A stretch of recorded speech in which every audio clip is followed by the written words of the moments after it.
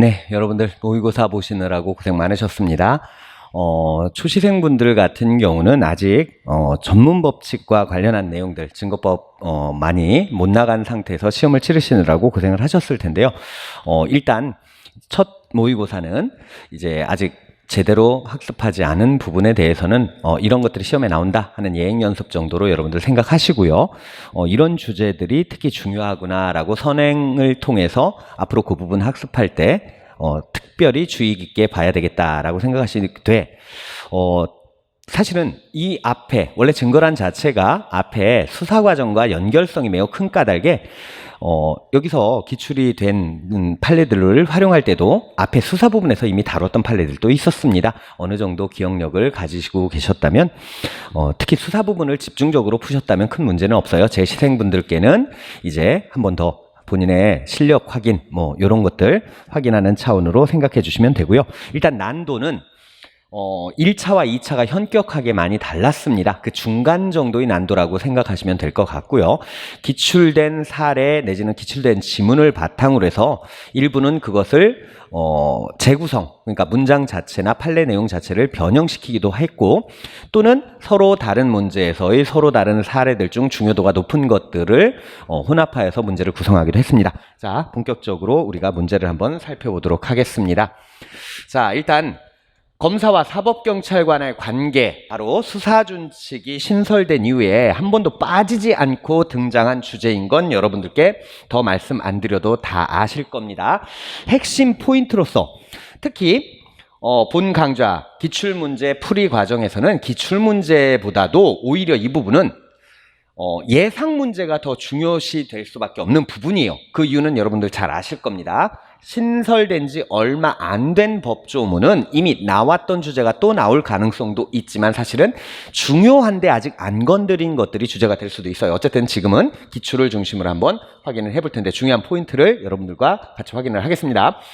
자, 일단 검사, 사법경찰과 수사의 경합이 이루어졌을 때 요구할 수 있는 것 당연히 맞고요. 그리고 이 요구를 받으면 역시 넘겨야 됩니다. 다만 단서조항이 있었죠. 바로 제2항에서 단서조항으로서 검사가 영장 청구를 하기 전에, 똑같은 사건을 수사하던 중에 검사가 영장 청구하기 전에 경찰관이 먼저 검사에게 영장을 신청했다면 계속 수사할 수 있는 단서조항이 있었다. 맞는 설문이 됩니다. 이 조문 자체가 중요한 의미를 가지기 때문에 얘가 답이 아닌 것, 지금 모의고사입니다. 실력 점검뿐 아니라 여러분 공부를 위한 진짜 시험을 위해서 지금 준비하는 과정이란 걸 명심하시고요. 굉장히 중요한 조문이란 걸 확인해 주시기 바랍니다. 그 다음 얘도 역시 중요하죠. 바로 수사권 남용이나 인권 침해, 법령 위반 같은 것 신고가 있어도 되지만 스스로 인지하게 된 경우에도 자, 이 부분이 문제입니다. 바로 곧바로 송치를 요구한다가 틀렸죠. 일단 이런 사실을 신고받거나 인식하게 되면 어떻게 할 수가 있었습니까? 네, 기록 등본을 송부하도록 요구할 수 있었습니다. 쓰는데 시간이 걸리니까 말씀을 통해서도, 그리고 우리 해설집에도 다 해설이 돼 있어요. 우선은 사건 기록 등본의 송부를 요구할 수 있었어요. 그러면 경찰이 보내죠, 등본을. 그러면 그걸 검토한 뒤에 시정할 것이 있다 하면 시정 조치를 또 요구합니다. 그러면 역시 시정 조치 결과에 대해서 통보를 하고요. 그때에도 정당한 이유 없이 시정이 안 이루어졌다라고 할 때 그제 가서야 사건 송치를 요구할 수 있었어요. 그러니까 중간에 절차를 건너뛰었어요. 더구나 그렇다고 한다면 이때 송치가 아닌 사건 기록 등본의 송부다. 그 점이 핵심이었던 겁니다. 자, 나머지는 전부 다 옳은 설명이기 때문에 여러분들이 중요한 내용이다라고 하면서 해당 조문을, 특히 요거는 형사소송법 주문이 되겠기 때문에 여러분들이 그것을 기억을 해두시고 참고자료로 삼으시기 바랍니다. 자, 그 다음 30번 문제. 체포와 관련돼서 옳고 그른 것들 고르는 문제. 자, 박스형 문제가 2차에서 굉장히 많이 나왔었어요. 그건 여러분들이 다 알고 계실 겁니다. 자, 박스가 굉장히 많이 나왔던 까닭에 사실 그 1차에는 그렇지 않았고 그래서 그 중간선으로 이번엔 잡기는 했습니다. 자, 어쨌든 포인트를 잡을 때요. 자, 사법경찰관이 체포하거나 할 때는 피의사실유지, 선임할 수 있음을 말하고 변명할 기회를 주고 진술 거부권까지 나왔다는 걸 보면은 요거는 형사소송법 규정이 아니라 바로 수사준칙 규정, 여기 있네요. 수사준칙 규정. 네, 맞는 설명이 되겠고요. 그 다음, 지금 이게 경미사건이잖아요. 네. 자, 경미사건의 경우에 지금 영장을 발부받아 체포입니다. 그러니까 여러분들 일단은 조심하셔야 될 포인트. 현행 범인 체포에서의 경미사건 예외, 그거 묻는 게 아니에요. 영장 체포, 통상 체포에서의 경미범죄 예외의 사유에 대해서 묻는데, 그때는 주거 부정뿐 아니라 뭐예요? 출석 불응까지도 포함이 되죠. 근데 여기 주거 부정에 한하여 요 부분이 틀린 겁니다. 자, 그 다음 긴급 체포한 자. 자, 체포는 모두 다 체포 시점으로부터 48시간이죠. 요 점 때문에 틀린 것입니다. 자, 그 다음 죄를 범하였다고 의심할 만한 정황이 있고 출석 요구에 응하지 않은 때는 영장을 신청해서. 자, 여러분들 체포나 구속은 강제 수사 중에서도 대인, 사람에 대해서 직접적 유형력을 행사하는 강제 처분이에요. 그런 까닭에 가장 요건이 엄격하죠. 자, 바로 뭐냐면 의심할 만한 정황, 요 점이 잘못됐습니다. 어떻게 해야 맞죠? 네, 쓰지 않겠습니다. 범죄를 범하였다고, 죄를 범하였다고 의심할 만한 상당한 이유가 있고, 상당한 이유. 다른 말로 표현하면 무죄 추정의 원칙을 깨뜨릴 만한 객관적인 혐의일 것을 요합니다. 고도의 개연성을 요구하는 객관적 혐의. 자, 요런 건 수사 개시에 필요한 주관적 혐의 정도를 표현하는 것이라서 요 부분이 틀렸습니다. 이건 법조문에도 아예 상당한이라고 돼 있다는 것 여러분들이 생각하시다면 잘못된 걸 금방 아실 거고요. 그 다음 요건 이번 2차 그리고 여러 차례 기출이 된 그 판례를 조금 재구성했습니다. 위법하지 않다라고 2차에서는 바꿨는데 이건 원 판례 그대로예요. 그러니까 긴급체포 요건으로서 바로 긴급체포 요건성을 갖추었는가를 확인하는 겁니다. 이미 집도 다 알고 있었고 증거를 소멸시킬 상황도 아니었는데 네, 이때는 뭐 긴급성이 요구되지 않는다라고 했던 것. 자, 그 다음 고소에 관해서 잘못된 것이요. 자, 일단 고소 기산점, 특히 친고죄에 있어서 이 고소 시점이 중요한 것인데 그 기산점은 바로 범죄인을 알게 된 날로부터 6개월. 그러나 지금 이 판례는요. 고소 능력이 없던 자 플러스 자 추가 내용으로 여러분들 고소 능력은 민사소송에 있어서의 즉 민법에 있어서의 행위 능력까지 요구되지는 않는다. 다만 범죄와 관련된 피해를 이해할 정도 그리고 소송이 되면 어떻게 효과가 미칠지의 정도만 이해를 하면 된다라는 판례의 태도도 같이 더불어서 기억을 하시면서 자, 고소기간이 언제부터 시작되느냐 고소 능력이 생긴 때부터다 판례의 태도였습니다. 맞는 설문이고요. 그 다음 고소의 취소는 확정적 효력을 가져서 재고소 못하잖아요. 네, 맞습니다. 그리고 고소도 역시 서면 구술 방법 가능하고요. 또 추가 플러스 한다면 이때 구술로 받았다면 조서를 써야 된다. 다만 독립될 조서일 것까지는 요하지 않는다. 그런 내용도 별도로 추가로 알아두시면 좋겠습니다. 그 다음 세 번째 설문. 자, 1심 판결 선고 전까지 취소할 수 있다. 법에 이렇게 돼 있기 때문에 이 시점의 구체적인 해석이 문제가 됩니다. 뭐 이거 외에도 아주 중요했던 판례들 있잖아요.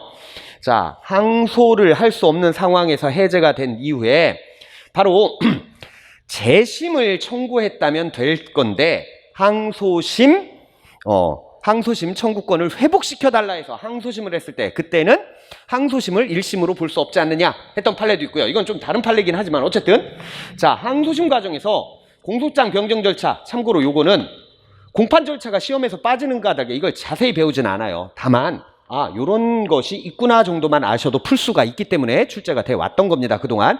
자, 이걸 거치지 않고 직권으로 그냥 친고죄로 바꿨습니다. 자, 친고죄로 바꿨다면 고소가 소송 조건이죠. 소송을 제기할 수도 있지만 유지할 수도 있는 조건.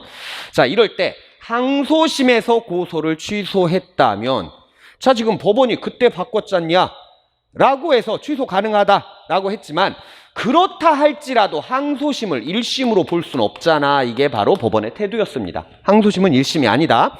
그래서 아까 제가 말씀드렸던 판례에서도요, 네가 차라리 재심을 청구했다면 재심의 1심으로서 그때는 고소 취소가 될 수 있었을 텐데 라고 했던 겁니다. 그 다음 고소는 원래 고소의 포기는 인정하지 않는 판례의 태도를 확인하는 4번 문제였고요. 그 다음 32번 압수수색과 관련된, 자, 압수수색은 지금 개편된 이후에도 한 번도 안 빠지고 나왔어요. 그만큼 중요성이 높습니다. 수사의 많은 파트 중에도요.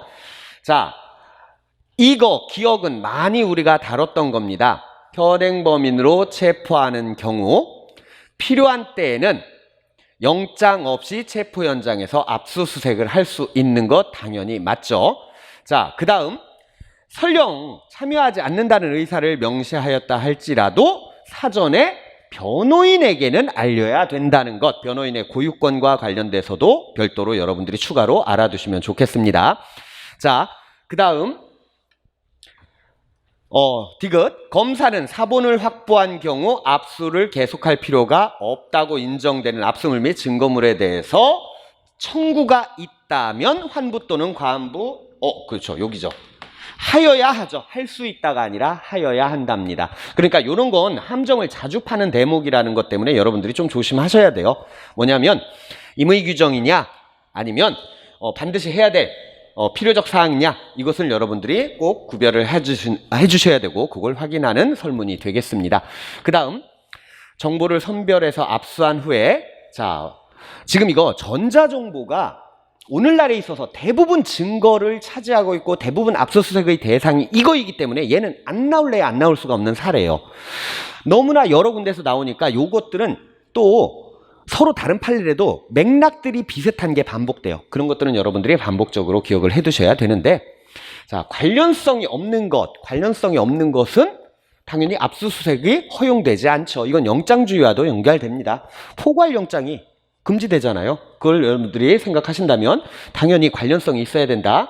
그 다음 관련성이 없는 걸 없애지 않고 가지고 있다가 사후에 영장 받았다? 자, 사후 영장 여부나 동의 여부 불문하고, 다시 말하면 사후 영장이 발부됐다고 하고 동의까지 있었다 하더라도 증거 능력이 없다는 것이 법원의 태도입니다. 위법하게 수집된 증거는 증거 능력을 배제하는 것이 증거법칙의 원칙에 맞다는 것이 법원의 태도다라고 여러분들이 기억을 해두셔야 유사한 판례가 나와도 혼동되지 않습니다. 그 다음 현행범 체포 현장에서 임의 제출물. 자, 임의 제출물은 영장 없이 압수수색하는 것이 허용되는데, 압수한 물건을 계속해서 압수할 필요가 있는 경우 지체 없이 영장을 청구하여야 된다. 자, 임의 제출물은요, 사후 영장을 받을 필요가 없다는 것이 바로 법원의 태도였죠. 그 점을 여러분들이 생각하신다면 틀렸습니다. 그러면 답이 조금 이상한데? 옳은 것이 모두 몇 개니까 두 개를 고르는. 그렇다면 결국 옳은 것은 기억과 니은 요 둘밖에 없습니다. 제가 틀린 걸 표시했는지 옳은 걸 자, 그 다음 수사에 관한 설명 중 가장 잘못된 것이, 가장 잘못된 것, 틀린 것. 자, 신청한 영장을 정당한 이유 없이 청구하지 아니한 경우 검사 소속, 뭔가가 어색하더라. 자, 바로 고등검찰청에 청구해야 된다. 자, 요거는 굉장히 함정에 그동안 여러 번 자주 나왔던 그러한 사례입니다. 반드시 기억하셔야 돼요. 의외로 사소한 곳에서 놓칠 수 있는 부분입니다. 고등검찰청이고요. 나머지 부분은 전부 다 맞는 설문이니까 여긴 특별히 어려운 내용은 없어요. 특별히 어려운 내용은 없는 설문들이니까 제가 한번 또 살펴볼게요.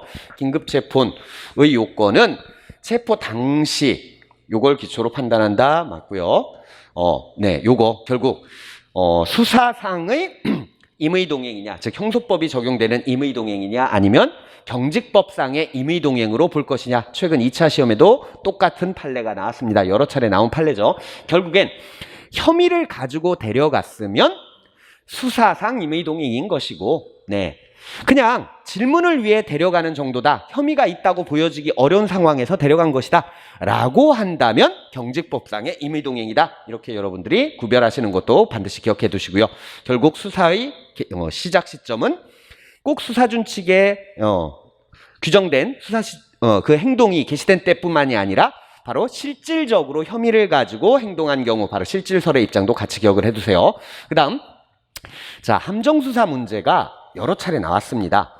특히 특별법과 연결된 이런 것들 때문에 여러 차례 나온 것이라서 여러분들이 아마 재시생들은 특히 많이 익숙하셨을 거예요.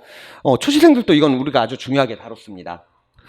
자, 바로 원래 신분 비공개 그리고 신분 위장 함정수사에 해당할 수 있어요. 특히나 신분 위장 수사는 이게 범의 유발형에 해당돼서 원래 우리 판례대로라면 위법할 수도 있는 겁니다. 그러나 지금 특별법에서 아청법에서 이른바 허용을 해놨습니다. 그런데 여기 지금 신분위장수사가 위법하다고 했네요. 이게 틀렸습니다. 신분위장수사도 허용을 해놓고 있죠. 다만 금방 말씀드린 것처럼 비공개 수사와 위장수사가 다 허용이 돼 있지만 둘 중에 얘가 더 위험한 함정수사거든요. 함정수사에 가까워요. 함정수사라고 하니까 혹시 여러분들 이거 위법하구나 이러시면 안 됩니다. 원래는 그렇지만 지금 법에서 허용되고 있습니다. 자, 그래서 둘을 하는 요건도 다르죠. 네. 자, 그 다음 나머지도 요거는 바로 함정수사가 아님을 보여주는 아주 중요한 대표적인 판례죠. 함정수사가 되려면 수사기관에 의해서 행해져야 됩니다. 그러니까 수사관, 경찰 중에 일부가 함정을 파든지 아니면 경찰의 사주를 받은 끈아풀이라든지 정보원 이들이 했어야 함정수사인데 지금요 여기 A나 얘네들은 독립해서 다시 말하면 경찰과의 직접적 연결성이 없어요. 직접적 관련성이 없다. 이게 바로 핵심입니다. 자, 그 다음 바로 친밀관계를 이용해서 이건 판례의 태도죠. 네, 판례에서 자주 나왔던 태도이기 때문에 여러분들 다 아실 거고 이것도 역시 마찬가지입니다. 이거는 단순히 기회만 제공한 것이지 범의를 유발한 것이 아니다 라고 했습니다. 자, 그 다음 증거에 관해서 역시 잘못된 것입니다. 자, 타인의 진술을 내용으로 하는 진술. 자, 어쨌든 전문 증거인지 아닌지에 대해서 기본적으로 요증사실과의 관계. 자, 이때 이 요증사실의 그러니까 요증사실에 관련돼서 즉 진술 내용의 진위 다시 말하면 사실 여부가 판단 대상인 경우는 전문 증거. 그런데 이 진위, 내용의 진위가 아니라 진술 자체가 있었는지 없었는지 네, 그런 말을 한 적이 얘가 있는지 없는지 그것이 요증사실이라면 이때는 본래 증거다. 그러면 일단 얘 맞는 것 같은데 잠시만요. 관계에서 정하여지는데 원진술의 내용인 사실이 요증사실인 경우 자 사실 여부가 요증사실이면 전문 법칙이죠. 있었는지 없었는지 요거를 만약에 그 원진술자의 진술이 있었는지 없었는지 전부가 요증사실이라면 그때가 본래 증거입니다. 1번에서 아예 틀렸네요. 그러니까 말 가지고 장난친 것에 여러분들이 함정에 낚이지만 않으면 돼요. 그러니까 얘가 그 말을 한 적이 있는지 없는지가 증명 대상인 경우라고 한다면 그때는 본래 증거고 걔가 한 말의 내용이 사실인지 아닌지를 밝혀야 되는 사안이라면 그때는 전문 증거가 된다. 그래서 전문 법칙이 적용된다. 이렇게 정리하시면 되겠습니다. 요것도 자주 나왔던 판례들인데요. 전부 다 옳은 설문이기 때문에 시간 관계상 생략을 하도록 하겠습니다. 요것만 하나 설명드릴게요. 뭐냐면 소송법적 사실 그러니까 구성요건과 관련되거나 아주 중요한 형의 가중 등과 관련된 아주 중요한 내용이라면 엄격한 증명을 해야 되죠. 당연히 엄격한 증명이 원칙이고요. 그러나 소송적 사실 예컨대 고소가 있었는지 없었는지 고소가 취소됐는지 안 취소됐는지 이런 여부들은 자유로운 증명으로 족하다는 것이 바로 판례의 태도인 건 여러분들 다 아실 겁니다. 그 다음 바로 증명. 자, 증명과 관련돼서 가장 적절한 태도 증명력이 없는 증거 요거는 직접적인 유죄의 증거로 삼을 수가 없는데 자 증거 능력이 없는 증거다.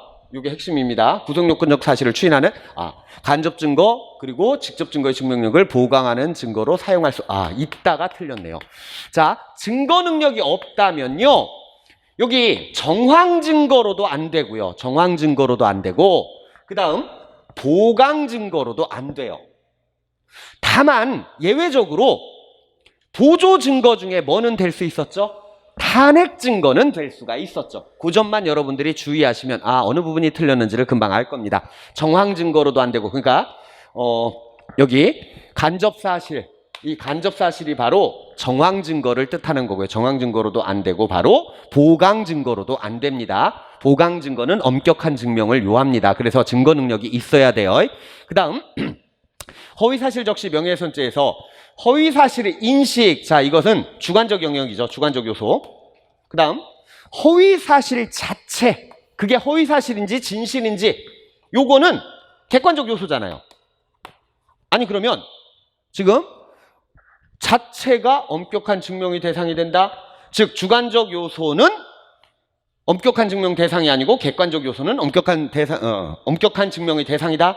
말이 틀렸어요. 구성요건적 요소는 객관적 요소는 주관적 요소는 모두 다 엄격한 증명의 대상입니다. 그러니까 이 부분 달리가 틀렸어요. 얘도 엄격한 증명의 대상입니다. 그 다음 엄격한 증명과 자유로운 증명은 증거 능력의 유무나 증거조사 방법 차이가 있고, 이거 맞죠? 여태까지 설명된 거. 자, 자유로운 증명, 이걸로 충분한 것, 탄핵 증거로는 쓸 수 있댔잖아요. 증거 능력 없어도 쓸 수 있습니다. 그 다음 심증의 정도에는 차이가 없다. 그렇죠. 법관의 심증 형성에 있어서는 차이가 없다. 이거는 결국 법관이 무엇을 믿고 판단하느냐, 내가 무엇을 신뢰하느냐는 법관의 자유에 맡겨지는 겁니다. 따라서 가장 적절한 걸 묻는 거니까 3번이 맞네요. 그 다음 이것도 역시 판례의 태도입니다. 이렇게 앞에서의 진술과 뒤에서의 진술이 서로 달라졌을 때 반드시 뒤에 걸 믿을 만한 그런 걸 강요할 수가 없다. 특히나 법관의 자유심증은 상소심에서조차도 자유심증 자체는 판단 대상이 될 수도 없어요. 그런 것들 여러분들 생각하신다면 요거는 당연히 맞는 설문 이렇게 쉽게 고르실 수 있는 거고요. 그 다음 전문법칙입니다. 자, 가장 까다로울 수 있는 문제 중에 하나인데, 사실 전문법칙은 여기 이렇게 전문법칙이라고 한 덩어리로만 나오는 경우 빼놓고도 여러 가지가 나올 수가 있잖아요. 그런 것들이 여러분들이 생각하신다면 충분히 진위를 파악할 수 있을 겁니다. 자, 지금 피의자 신문조서의 증거능력 제312조죠. 이때 검사 그리고 검사 이외의 수사기관 이럴 때는 별개 사건에서 작성돼, 이건 판례의 태도네요. 법조문이 아니라 바로 뭐냐면 피의자였던 피고인이 별개 사건에서 적용된 요거에도 적용이 된다. 그래서 바로 요럴 때는 312조 요 경우에는 내용의 진정을 인정해야, 성립의 진정을 인정할 때만 유죄의 증거로 쓸 수 있다. 그렇다면 성립의 진정을 부정하면 증거로 쓸 수 없다. 맞는 설문이 되겠고요. 그 다음에 정보통신망을 통해서 공포심이나 불안감을 유발하는 글을 반복적으로 이것도 실제 존재했던 판례입니다. 뭐냐면요, 지금 휴대전화 메시지로 계속해서 스토킹을 당했어요. 지금이야 스토킹 처벌법이 이미 작년에 시작이 됐기 때문에 지금은 그걸로 처벌할 수 있는데, 자, 그때 제시된 문자 자체는요, 범행의 직접적인 수단이 된 애를 제출한 겁니다. 직접 증거를 제출했어요. 그렇기 때문에 얘는 전문 법칙을 적용하지 않는다라는 것이 바로 판례의 태도였던 것. 그 다음 전문 증거라도 동의가 있다면 당연히 전문 법칙 적용되지 않죠. 그리고 신용을 탄핵하기 위한 탄핵 증거로 제출된 경우에도 쓰일 수 있었습니다. 이건 앞에서도 우리가 비슷한 거 살펴봤잖아요. 탄핵 증거, 결국 증거 능력이 없어도 탄핵 증거로 쓰일 수 있고, 그 탄핵 증거는 자유로운 증명으로 충분하다. 자, 그 다음 리을 같은 경우 여기 A가 살인 현장을 목격한 B가, 그러니까 여기 주어를 잘 생각해야 되겠네요. 자, B가 그러니까 갑이 길 가던 여자를 죽였다라고 B가 말을 했고요. B가 그러면 원진술자.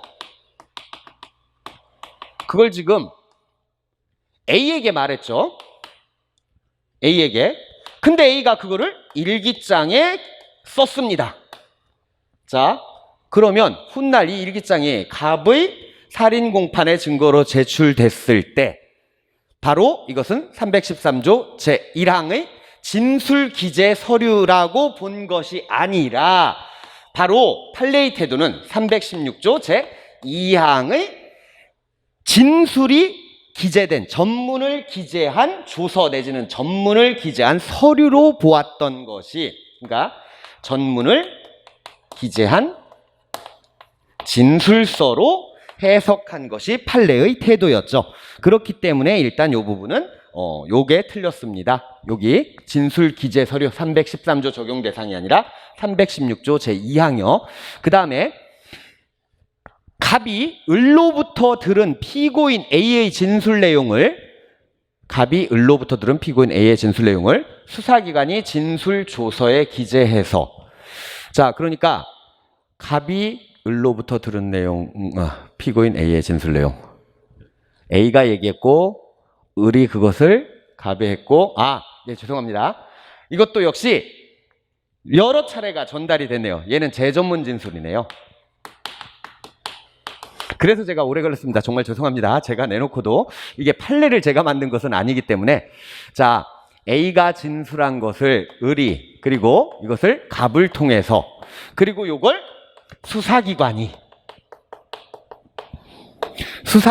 바로 진술조서에 기재했습니다. 진술조서인지 그냥 조서인지는 중요한 게 아니고, 자, 왜 여기서 핵심은 뭐냐면 제전문이에요. 제전문은 원래 원칙적으로는 증거 능력이 없다라고 일단 봅니다. 그러나 판례가 예외적인 경우, 무조건 제전문 같은 경우 다 증거로 쓰일 수 있는 길을 막는다고 한다면 증거로 쓰일 게 너무나 제한적이다. 그래서 원진술자가 진술을, 그러니까 동의를 할 때 그때는 쓸 수 있다. 그리고 아울러 312조 또는 314조 뿐만이 아니라 316조, 우리가 방금 전에 살폈던 여기 316조까지도 적용돼서 출석하지 못하는 상황, 그리고 특신 상황, 이게 다 갖춰질 때 증거로 할 수 있다, 막 이랬었잖아요, 판례가. 자, 그걸 생각하면 여기서는 증거로 할 수 없다. 그런데 문제가 바로 뭐냐면, 아까 원진술자가 누구였죠? 저도 그거 찾느라고 한참 걸린 건데, 원진술자가 A였잖아요. 그러니까 여기서는 동의의 주체가 을이 아니라 뭐여야 되냐면 A가 동의의 주체여야 돼요. 이 부분이 일단 틀렸습니다. 자, 이 부분만 맞게 했다면 이 설문 자체가 틀리기는 어려워요. 왜냐하면 아까 제가 부연 말씀도 드렸죠. 뭐냐면 312조와 314조, 그러니까 312조 또는 314조 뿐만이 아니라 316조까지 다 갖춰야 증거로 할 수 있다라는 판례가 있기는 있었어요. 근데 그런 얘기 없으니까 할 수 없다. 맞잖아요, 여기까지는. 근데 뭐냐?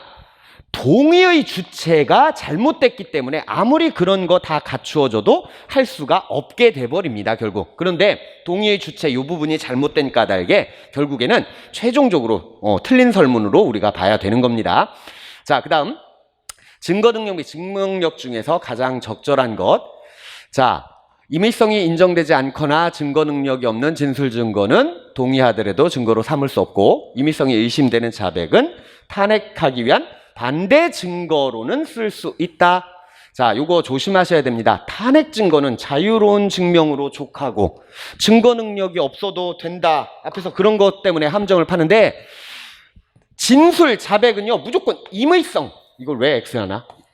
자, 임의성이 인정되지 않으면요 절대로 안 됩니다. 그걸 머릿속에 가지고 계셔야 돼요. 임의성이 없는 애는 절대로 증거로 쓰일 수가 없습니다. 다시 말하면 좀 극단적으로 예를 들면요, 자기가 알아서 자기 마음 내켜서 불어야 그걸 증거로 사용할 수 있는데, 어떤 강요나 기망, 사술 이런 걸로써 진술을 한 것이라면 절대로 그건 증거로 써서 안 돼. 이거는 민주주의 그리고 오늘날에 있어서의 핵심이에요. 그래서 임의성을 무조건 필수 요건입니다. 그래서 탄핵 증거로 사용할 수 있다? 이걸로도 안 돼요, 절대로. 그 다음 자기에게 맡겨진 사무 처리, 이거는 당연히 증거 능력 있는 문서로서 아예 규정이 돼 있잖아요. 얘는 맞는 것이고, 않는다고 했네요. 죄송합니다. 증거 능력이 인정돼야 되는데 않는다, 요래서 틀렸습니다. 자, 그 다음 수사기관에서 아까 제가 증거 능력이 당연히 있다라고 했는데 없으니까 얘가 틀린 거 맞죠? 수사기관에서 진술한 참고인이 법정에서 증언을 거부해서 반대 신문을 하지 못한 경우에는 증언 거부권, 네, 이거 그 판례네요. 딱 읽어보니까 뭐냐면 여기 증언 거부권을 행사한 경우, 자, 이 증언 거부권을 행사한 경우는 바로 314조에서 말하는 그 밖에 이에 준하는 사유로 여기에 해당하지 않는다라는 게 판례의 태도의 핵심이에요. 이것만 여러분들이 기억하시면 돼요. 진술 거부권을, 그러니까 증언 거부권을 자기가 행사한 것, 그것이어도 바로 여기에 해당 사항이 없다. 그런데 저기 뭐예요? 그것이 아닌 한 이렇게 됐으니까 전체적인 문장 맥락이 잘못된 것이죠. 그 다음 수사기관이 법원으로부터 발부받지 않은 채 동의 없이 하고 지체 없이 영장을 자, 이것도 조심하셔야 될 것이 의료기관이, 즉 의사나 간호사가 의료 목적이나 치료 목적으로 미리 채취된 것을 임의 제출물로 제출받아 사용한 것은 증거 능력이 인정돼요. 그런데 그렇게 임의 제출물로 볼 수 있는 경우가 아니라 지금 수사를 위해서 영장도 없이 체열을 시켰고 그를 통해서 수집된 증거는 당연히 위법한 증거이기 때문에 증거 능력이 없습니다.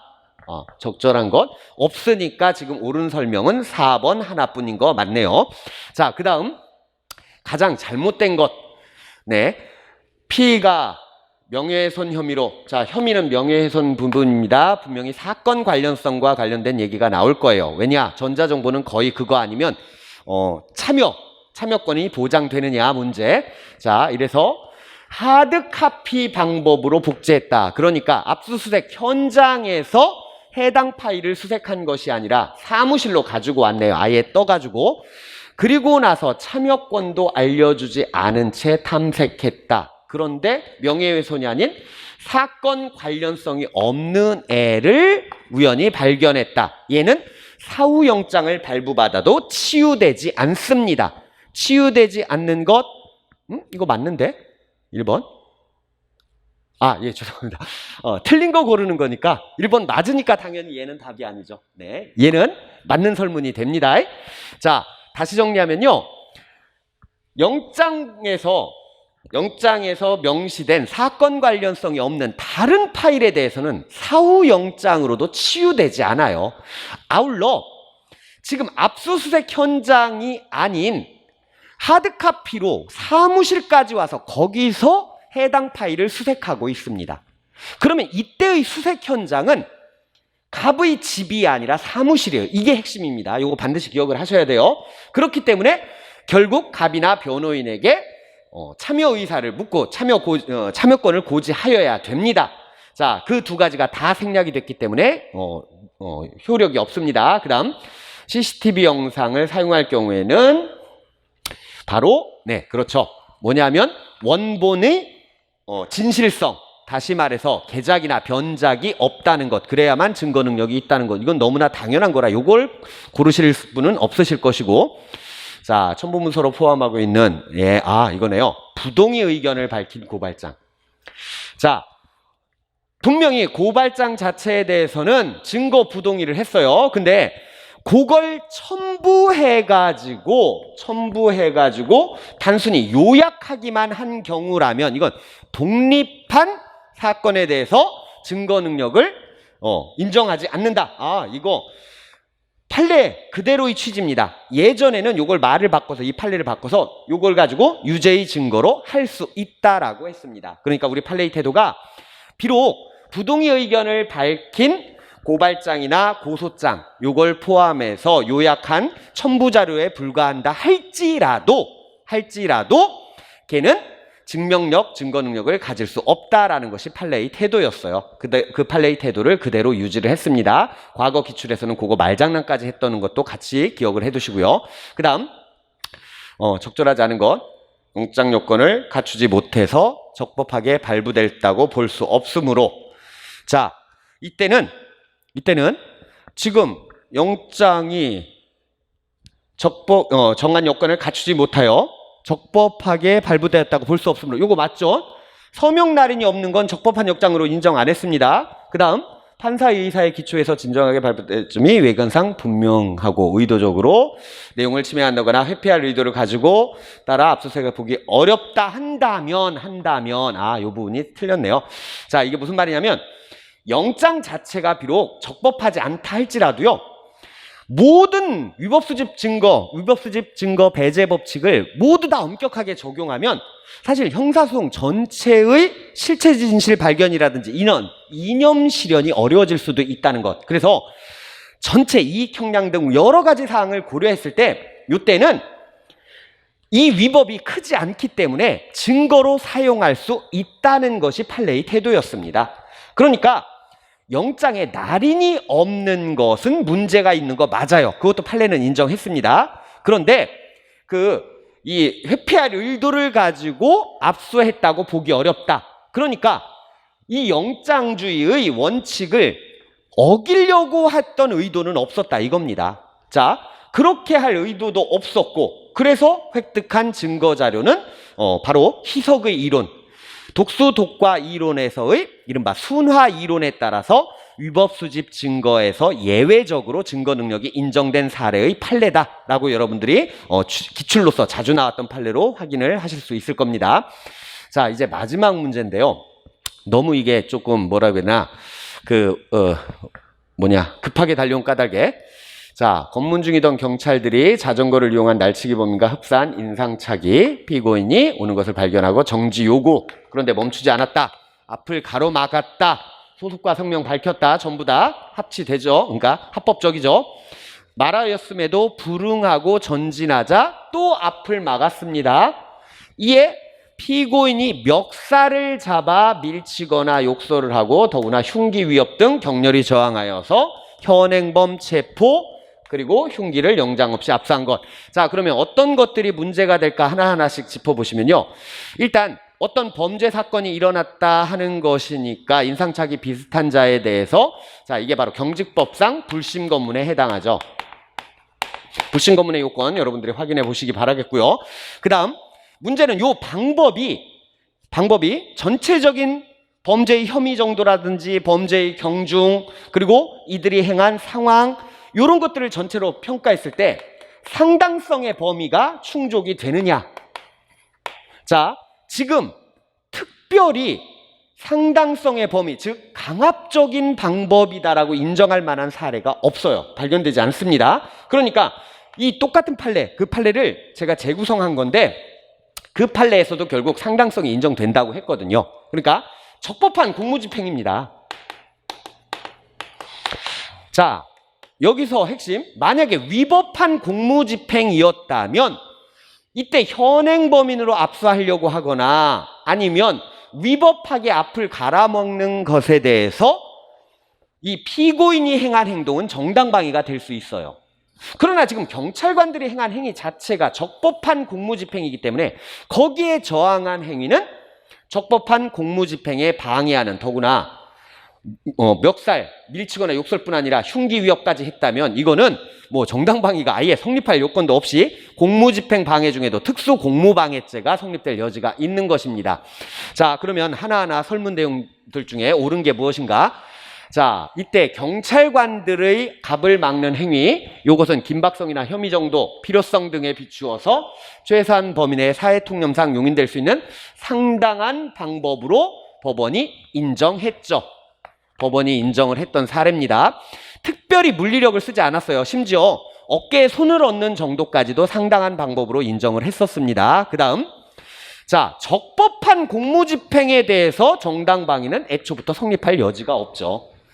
만약, 아까 제가 설명을 이미 드렸는데, 만약 경찰관들의 행위가 위법한 공무집행이었다고 해도 해당 사안에서 갑의 행위는 정당방위가 될 수 없습니다. 왜?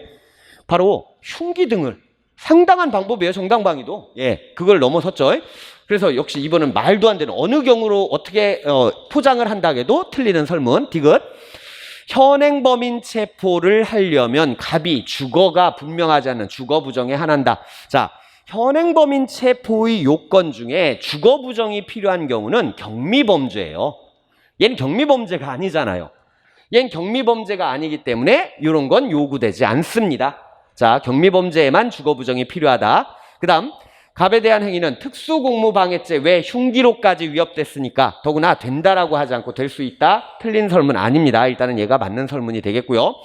자, 압수한 흉기를 증거로 사용하면은 사후 영장이 필요하죠. 체포 구속 현장에서의 압수물을 계속해서 압수할 필요가 있다고 할 때는 바로 48시간 이내에 영장을 청구해야 됩니다. 사후 영장을 요하지 않는 경우는 뭐였습니까? 임의 제출물이었죠. 그러면 결국 옳은 설명 한 가지 2번이 답이 되겠습니다. 자, 여러분들 그 시험 푸느라고 모의고사 보시느라고 고생은 많으셨는데 다시 말씀드리지만 어디까지나 이건 연습이고요. 여러분들이 실전의 능력을 향상시키기 위해서 해당 관련된 판례들 다시 한번 정리하시고 그 다음 그동안의 공부는 이 포인트 요거 요 포인트 요거 단답 암기식의 연습이 주를 이루었다면 이제는 이 내용이 체포에서는 어떻게 연결이 되고 이때 체포의 내용이 위법수집 증거에서 어떻게 연결이 되고 이런 내용을 잘 체계적으로 이해를 하시면 훨씬 더 변형된 문제 내지는 응용 문제에 더 잘 적응하실 수 있습니다. 자, 여러분들 고생 많으셨습니다.